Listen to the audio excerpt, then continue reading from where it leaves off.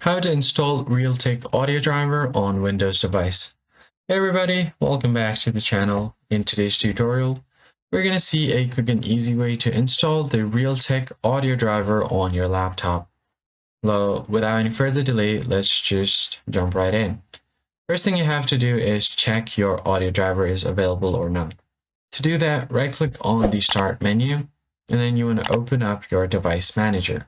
Tap on Device Manager, and then it will open your device manager. Then you want to head over to Sound, Video and Game Controller. Click on the drop down. Then you'll find all of the audio drivers here. First one is the display audio. You'll have the Realtek audio over here. Right click on it. You can click on Update Driver. Search automatically. And if it says the best driver is already installed, you most probably don't need to install it. So I'll just show you guys how to do that.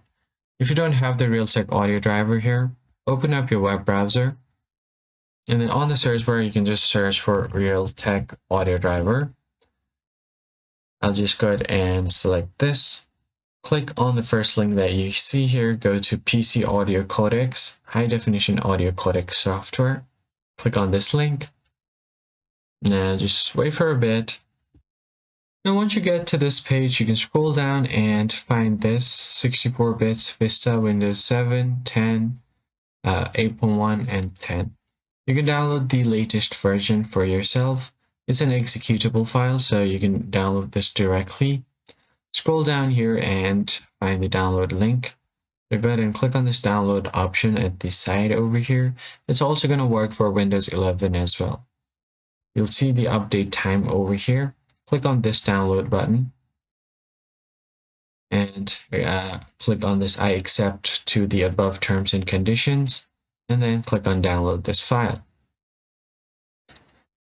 Now you're going to have to enter your CAPTCHA over here, so let me just quickly do that. And once you have done that, you can just click on submit to submit your CAPTCHA. Once it verifies your CAPTCHA, it will start downloading the audio file over here. And you can just run it up and your audio driver will be available on your device manager. If you don't see it, go to Action and then scan for hardware changes. And you should be able to see it now. That's basically it, guys. I hope this tutorial was helpful. Hit the like button down below, subscribe, and I'll catch you guys in the next one.